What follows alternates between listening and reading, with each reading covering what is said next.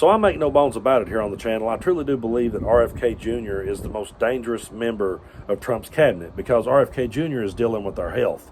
And he is someone who is absolutely crazy, believes in any conspiracy theory you put under his nose, has no experience whatsoever in medicine, but yet he's the guy now that's calling the shots, and he's going to make America healthy again. I hate the way that they use that catchphrase for anything, and they think that it's clever. It's not. We see through it for what it is, and we realize just how dangerous it is to let a man like this have this kind of position of power. But recently, RFK Jr. really rocked the boat because he threw a left hook to MAGA, one they wasn't expecting and one they did not vote for. Yeah, he came out and said that the MMR, the measles, mumps, and rubella vaccine, was the most effective way to combat the measles. And so that really upset MAGA because that's not what they voted for. There were people literally saying to him, we didn't vote for you to agree with science and medicine. We voted for you to question them and call them out on everything. Do you realize how insane that truly is when you really stop and think about it? But I want to play this exchange on CNN because this lady goes to bat for RFK in a way that I've never seen. It's more MAGA gaslighting. It's more bullshit. But this one here, when I watched it, I thought, yeah, they will find a way to spin anything. And the way she goes out of her way to spin this one is truly out there. Take a look. The likelihood that the numbers that that are being reported are undercounted is very high. I don't even understand, Elizabeth, why RFK Jr. is even giving that kind of alleged medical advice. I mean, the public health advice is pretty straightforward. Get vaccinated. Why is he talking about all of these other things that you can do once you've already gotten the measles? Look, this is what I want to say. I was on the campaign trail with Donald Trump, with our team, with members of the president's family.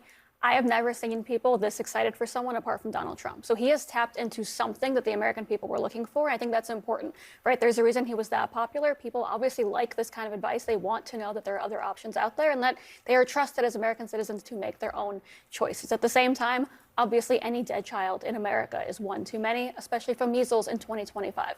The fact is, people said that he was an anti-vaxxer. He's obviously not. So I think you should take a grain of salt with this. I don't know if he was strong-armed into putting out that statement. The fact is, any child that dies should not happen in America. That is a horrible day in this country, but we're also allowed to get any advice that we want out to people who... Can we mention... He is an anti-vaxxer. Yeah, I was going to say, let's just mention a couple of facts. He has said there is no such thing as a safe and effective vaccine. Yes, and he was on record weeks ago continuing to spread misinformation about the MMR vaccine. For him to even, in that same statement where he capitulated, if you will, and spoke the truth, he also said things, as was just mentioned, around vitamin A. There is no treatment for measles. All right. None. We got to leave it there, everyone. Thank you very much.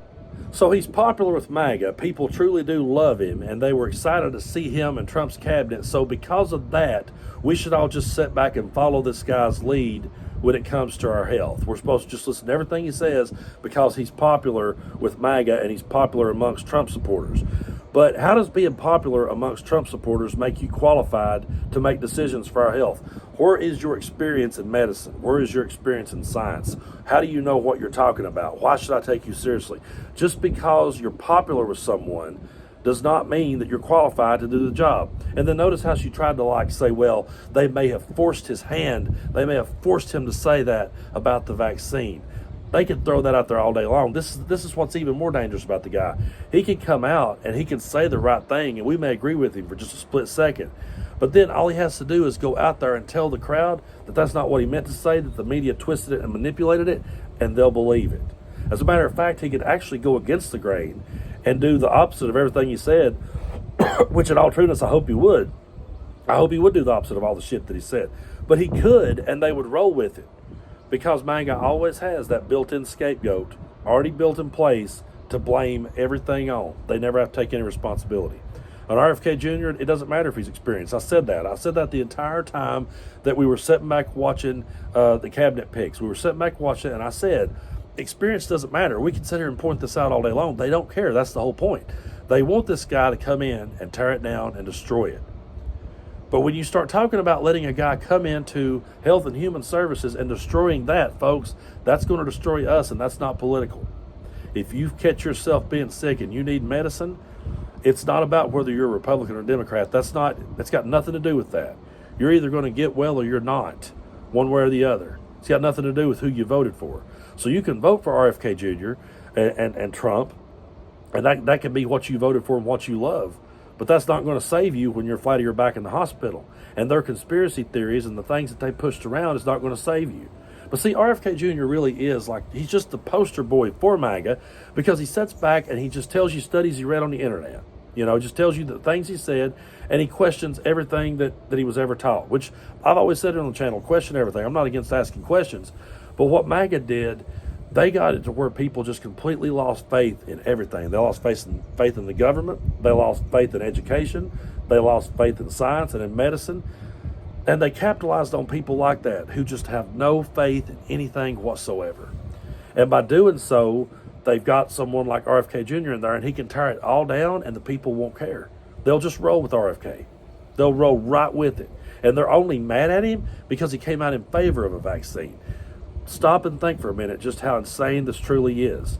That they want this man to speak out against science and medicine. They want him to disagree with it on everything, but he has no experience in it. So why should any of us take his word for it? You see, I want to make this perfectly clear. I'm not someone you should take your medical advice from. I have no experience in medicine. I don't have not one degree in medicine or science or anything. I don't know. I'm just a guy on YouTube. Okay, I don't know anything about that. So if you came to me and told me that you were sick, I'd say consult a doctor. And if you came back and said, well, I don't really like what that doctor had to say, or I don't really trust what that doctor had to say, I'd say, well, I'd go get a second opinion, I guess. But I would never say to you, oh, I have the answer. Oh, I know exactly what you need to do. But MAGA believes that stuff. They believe that they can. I know so many people in my part of the world. I hear it all the time.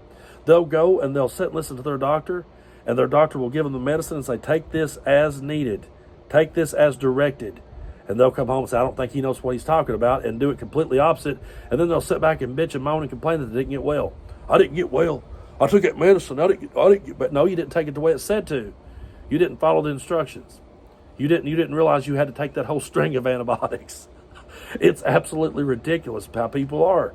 And that's why RFK Jr. has always disturbed me, because he appeals to the very people that gets under my skin the most. The ones who thinks they're some sort of expert in medicine and science, and they want a guy to go in and shake that up. Go in and shake that up. It's so ridiculous to me that you would want that. I'm not saying don't question it. I'm not saying don't ask questions. I'm not saying that you're wrong for asking a question. But to sit back and say you want a guy to shake those things up when it concerns our health, and when we could all end up losing our lives, or our children could lose their lives over this stuff, and you're okay with that guy shaking it up, and then everybody that does lose their life or dies, they'll just find a way to make a conspiracy out of it. They'll just find a way to say it was somehow our fault. It's truly disturbing.